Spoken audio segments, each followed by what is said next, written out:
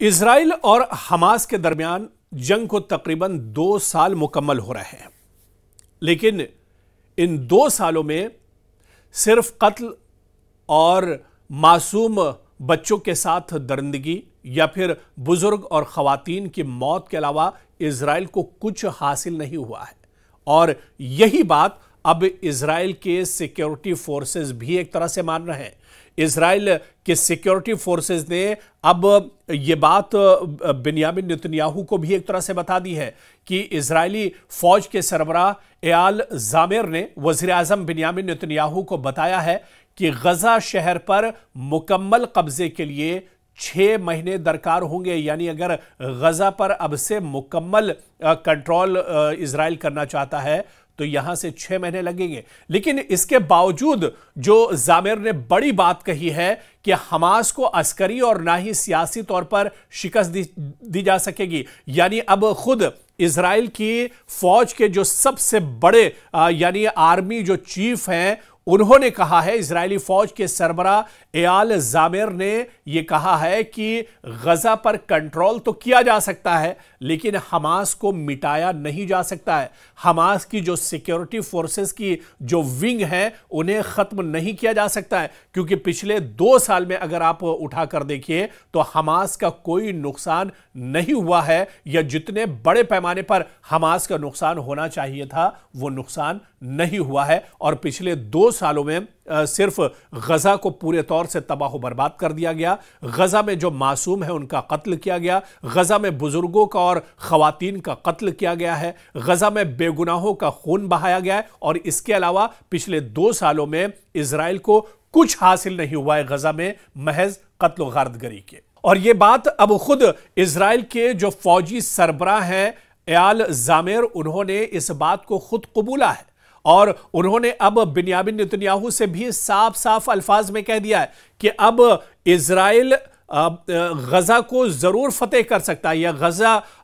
पर एक तरह से मुकम्मल कंट्रोल जरूर कर सकता है, लेकिन हमास को खत्म नहीं कर पाएगा। क्योंकि ये पूरी लड़ाई आज से 1.5-2 साल पहले जो लड़ाई शुरू हुई थी 7 अक्टूबर 2024 या 23 को जब ये लड़ाई शुरू हुई थी, जब हमास ने हमला किया था इजराइल पर, उसके बाद से ही बिन्यामिन नेतन्याहू ने कहा था और उन्होंने कसम खाई थी कि जब तक हमास को नेस्त नाबूद नहीं कर देंगे, सफ़े हस्ती से हमास को ख़त्म नहीं कर देंगे, तब तक ये जंग ख़त्म नहीं होगी। लेकिन आप देखिए कि पिछले 1.5-2 साल में हमास तो नहीं खत्म हुआ, गजा में जरूर तबाही हुई, गजा में मासूम लोग जरूर मारे गए, गजा में उन लोगों पर हमला जरूर किया गया जिनका हमास से कोई लेना देना नहीं था, गजा में वो लोग जरूर भूखों प्यासे मर रहे हैं जिनका गजा से दूर दूर तक कोई नाता या ताल्लुक नहीं था। और ऐसे में अगर हमास की बात की जाए तो हमास आज भी जिंदा है,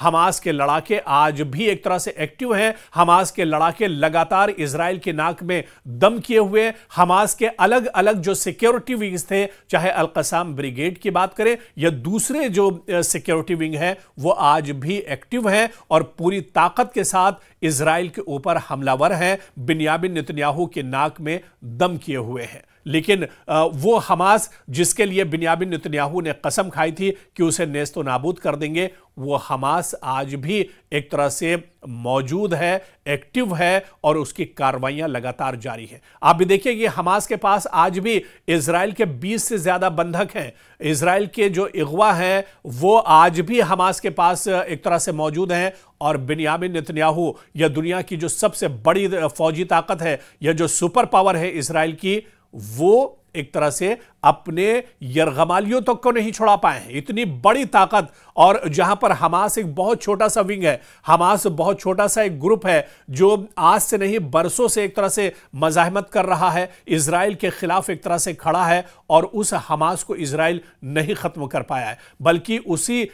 हमास को खत्म करने के चक्कर में पूरे गजा को नेस्तो नाबूद कर दिया है, पूरे गजा को एक तरह से कब्रिस्तान बना दिया है। गजा में तकरीबन 1 लाख से ज्यादा लोगों को मौत के घाट उतार दिया गया है। और आज भी गजा की जिस तरह की नाकाबंदी है कि यहां पर ना तो इमदादी सामान जा सकता है, ना ही दवाएं जा सकती हैं, ना ही खाने पीने की अशिया गजा के अंदर पहुंच सकती हैं। जो लोग गजा के अंदर मौजूद हैं वो भूखों मरने को एक तरह से मजबूर हैं। और कोई दिन ऐसा नहीं है गजा के अंदर जब गजा पर आसमान से बम न बरसाए जाते हो, मिसाइल से हमले न किए जाते हो, ड्रोन से अटैक न किया जाता हो। लेकिन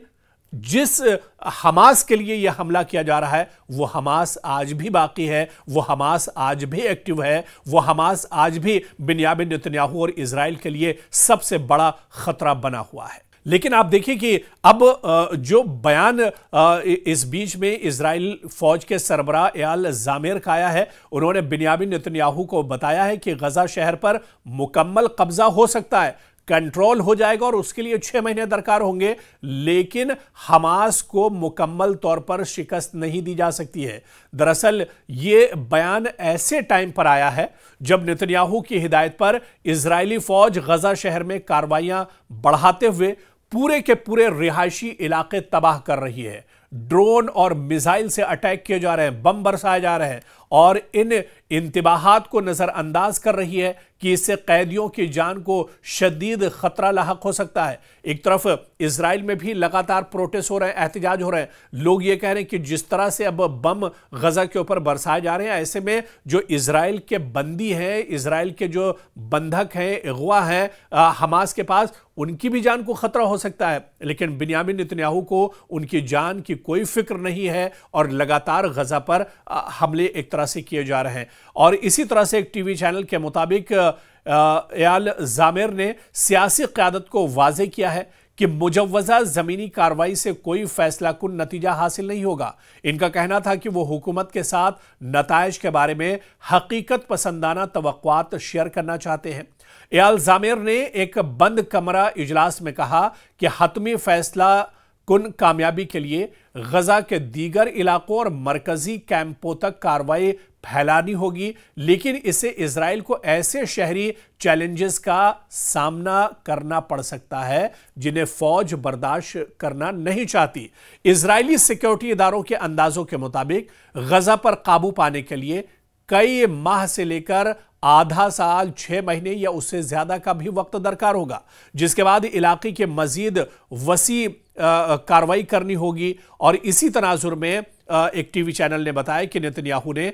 इतवार को होने वाले एक सिक्योरिटी इजलास में जोर दिया कि तयशुदा वक्त के मुताबिक कार्रवाई शुरू की जाए। हालांकि खदशात बढ़ रहे हैं कि जमीनी ऑपरेशन से हमास के जेर कब्जा कैदियों की जिंदगियां खतरे में पड़ सकती हैं। रिपोर्ट के मुताबिक नेतन्याहू ने अपने जो वुज़रा हैं और सिक्योरिटी हुक्काम के साथ यह भी गौर किया है कि अगर हमास ने कैदियों को नुकसान पहुंचाया या उन्हें कत्ल किया तो इसके मुमकिना नताइज क्या होंगे। ताहम यह नहीं बताया कि इजरायली हुकूमत किन इक़दामात पर गौर कर रही है। तो लगातार आप देखिए कि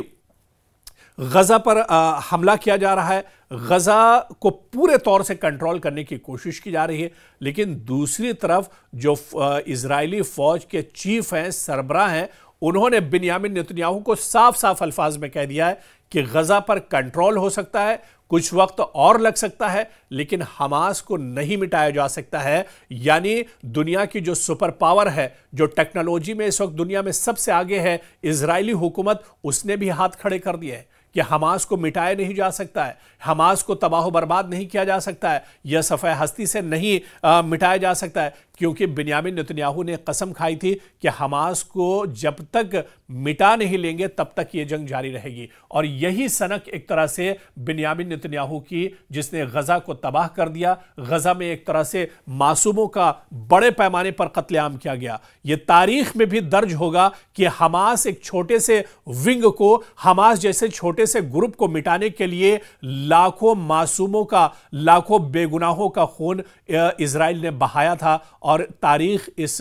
सफाकाना हरकत को और नापाक हरकत को हमेशा एक तरह से याद रखेगी। तो अब कहीं ना कहीं यह भी अब वाज़ेह हो गया है कि इजराइल जिस मकसद के लिए जंग लड़ रहा था, बिन्यामिन नेतन्याहू जिस मकसद के लिए जंग लड़ रहे थे, उस मकसद में इजराइल हार चुका है। उस मकसद में इजराइल एक तरह से नाकाम हो चुका है। खुद इजराइल के सिक्योरिटी फोर्सेस और इजराइल में सिक्योरिटी फोर्सेस के जो चीफ हैं, उन्होंने बिन्यामिन नेतन्याहू को साफ साफ कह दिया है कि गजा फतेह हो सकता है, लेकिन हमास को फतेह नहीं किया जा सकता है, हमास को नेस्तनाबूद नहीं किया जा सकता है, हमास को मिटाना मुमकिन नहीं बल्कि नामुमकिन है।